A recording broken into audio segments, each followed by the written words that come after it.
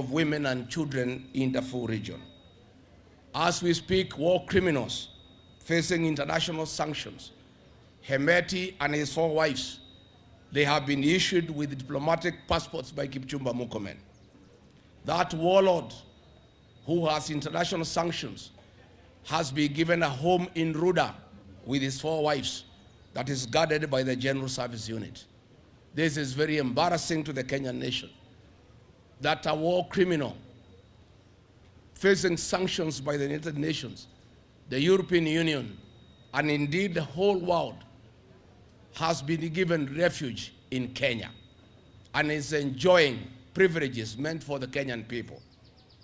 A warlord and his family, a man who has butchered women and children, have been given diplomatic passports. They have been given a safe haven in Nairobi with a house in Ruda, guarded by the General Service Unit. We are telling the international community that dealing with Hemeti and other war criminals is not enough. You need to impose similar sanctions. You need to impose similar sanctions to CS Kipchumba Murkomen so that he cannot travel outside Kenya, because he is the one giving diplomatic passports and giving safe haven to international criminals in Kenya. Number 2, as we go towards the general election, William Ruto and his people, sensing defeat, have decided to have selective issuance of IDs. Areas perceived to be against William Ruto, our young people are being denied IDs.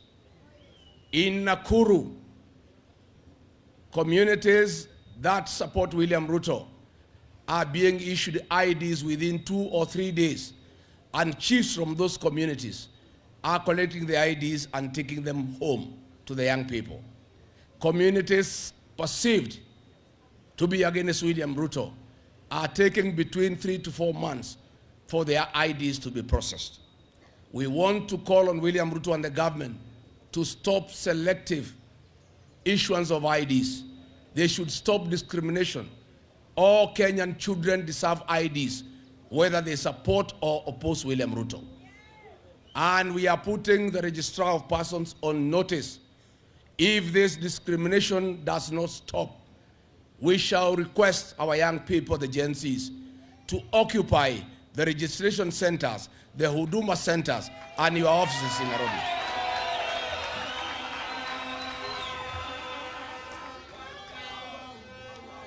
I want to take this opportunity to appeal to our young people, the Gen Zs. The people of Kenya are looking upon you to liberate this country, because you are fearless and you are tribeless, and you cannot be manipulated and bribed with money by William Ruto. I want to ask the Gen Zs, my sons and daughters, my grandchildren, Kenya, our motherland, looks upon you to save this country. You are the only vote that we know that cannot be compromised. I want to commend you for what you have done so far, creating awareness among the people of Kenya through the smartphone. But I want to appeal to you, my children, that the real transformation of this country will take place on the ballot box. And the tools of change that you need is the ID and the vote. I want to ask all the Gen Zs in the remaining 9 days to come out in millions and register as voters, so that next year you can lead all of us, because we trust you. We believe in you. You cannot be compromised. You are steadfast. You lead us into getting the real transformation of the Republic of Kenya by making William Ruto 1 term and getting new leadership in this country.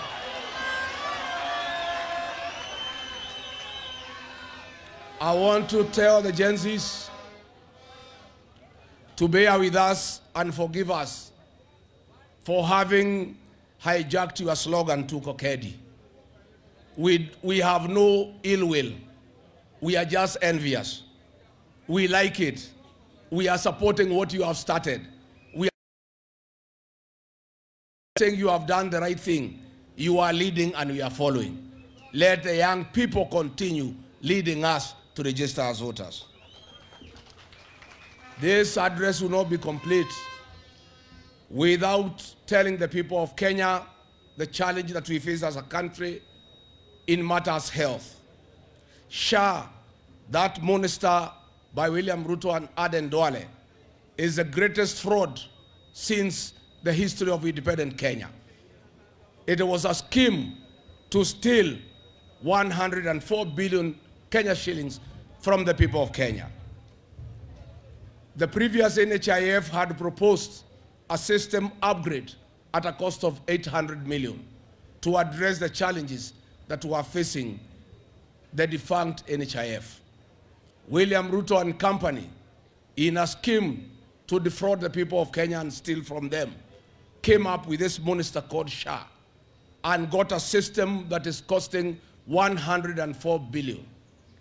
Indeed, the truth of the matter is that they purchased the system at 1 billion shillings and they are stealing 103 billion from the people of Kenya.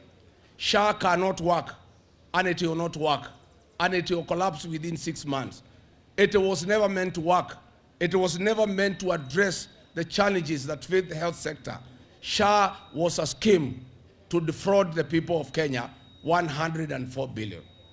When I hear Aden Duale saying SHA is working, he is talking to himself. William Ruto is talking to himself. If you listen to the ground along the country, you travel everywhere, SHA is not working. As we speak today, our teachers are in turmoil. They are in anguish. They were removed from a very good, comprehensive insurance scheme by Minet and taken to SHA. Their daily usage has been capped at 1,200.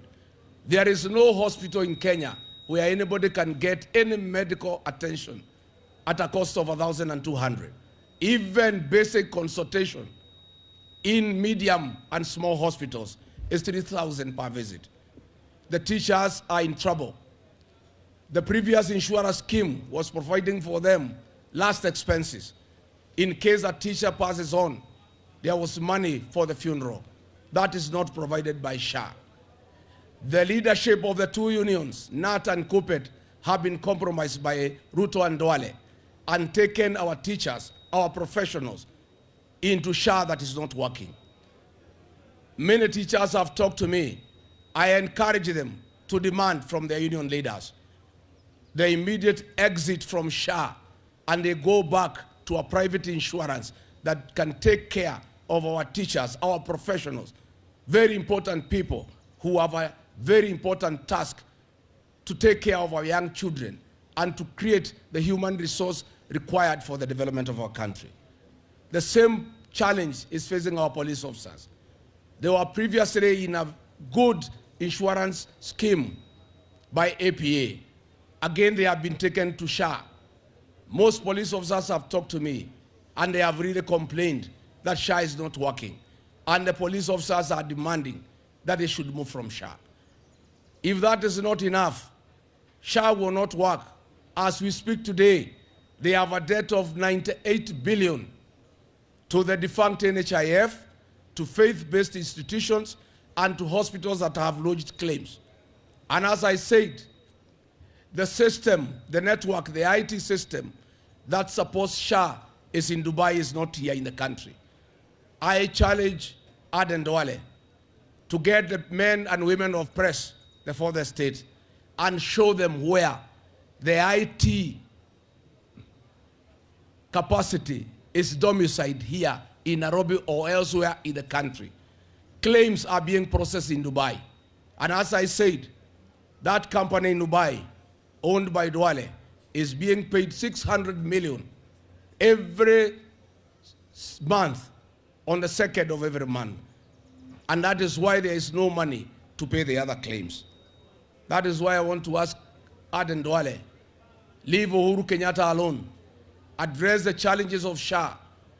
And as I have told our hospitals and other medical institutions, please make sure you get your money from SHA, because if SHA collapses, within 5-6 months, it will collapse with your money, and that can collapse our institutions, and we would have a crisis of an untold magnitude in our country. Finally, let me address the matters to do with fuel. We are told there is something called G2G. G2G means government to government. There is nothing like that. In the Middle East, we have 3 companies owned by the governments in those countries. But in Kenya, the companies that are doing business on fuel are not owned by government. They are private companies. That is why we want the scheme to be changed from G2G to G2R, that is government to Ruto, because those are his companies. We are saying why we have a crisis is not because of what is happening between the US and Iran. It is because of state capture and conflict of interest. I did announce to the people of Kenya, because I had advance information, that fuel, the prices would go up to 40 shillings. I said that 3 weeks ago. And the day the changes were announced, 40 shillings it was. These prices were agreed on in Dubai. The CS of Wadai and Mr. Njogu of Gulf Energy represented William Ruto in Dubai for the negotiation of the prices. All those price increase is to factor and take care of profit to William Ruto and his people.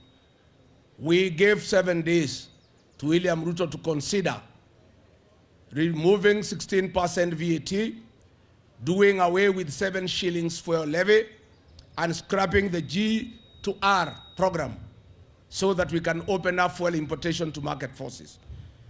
If that would not have happened at the expiry of 7 days, we, the principles of the United Alternative Government, will meet and chart the way forward and consult with the people of Kenya what to do next. And we have said it is possible that the only remaining recourse for the people of Kenya is to take to the streets. But we'll have that conversation and we'll communicate to the people of Kenya. Mimi sitaki nizidi kutoka hapo, ni kusema tu hii serikali ya William Ruto imekuwa serikali ya goons, where goons are part of the National Police Service, where goons and police work together, where police turn against innocent Kenyans. That is what happened to us in Kikuyu last Saturday, where policemen behaving like goons decided on innocent people with live ammunition and tear gas. I have heard Kipchumba Murkomen and PS Remodo Moro condemning goonism. I want to say they cannot condemn goonism. Kipchumba Murkomen and Remodo Moro are the perpetrators of goonism in Kenya under William Ruto. And we are saying, for all these things to come to an end, Ruto must be one term. And we have taken note that when William Ruto sent our policemen to Haiti to help the people of Haiti deal with the criminal gangs, that was not the purpose. Our policemen had gone there on a benchmarking expedition to learn how to work with the goons and how to work with the criminal gangs. Since they came back, criminal gangs have taken over the country. They are all over. I want to say, William Ruto, please stop goonism. These goons cannot help you. Kenyans have decided. They will send you home with the goons or without goons. Mimi nataka nichukue nafasi niseme chama chetu cha DCP ni chama cha demokrasia. I want to announce today that there will be no direct nomination. There will be no direct ticket. There is no preferred candidate. All those who want to fly the flag of DCP the next general election will have to go through free, fair, and credible party nominations. I want to assure the people of Kenya that in the forthcoming by-election in Olokalau, 9 candidates, 9 aspirants have expressed interest to carry our flag. The first free and fair nomination under DCP will be used in Olokalau, and that will send the right message to all our party members and those who want to carry our flag that DCP is a serious party and there will be free and fair nominations across the country. As my deputy has said, DCP is a national party. We won an MCA seat in Narok. We won another one in Nairobi, another one in Kakamega. We have a very serious candidate in Murwad Kir. And from the way things are looking, we are winning and winning big. We are now getting prepared for Olokalau. And I have no doubt in my mind we shall win and win big. I want to say we shall have candidates in all the 47 counties, 280 constituencies, 1,450 wards, except in the city of Nairobi and the city of Mombasa, where we shall engage our cousins, our partners, our friends, to see how we can avoid friendly fire. DCP will have candidates in the rest of the country, and that is the way it shall be. So we meet here today because one great Kenyan from Kiambu, John Mwaura, has indicated his desire to be the governor of Kiambu County. And after carefully listening to the ground, he has listened to the people of Kiambu who have informed him that Kiambu is a DCP zone. Members of Parliament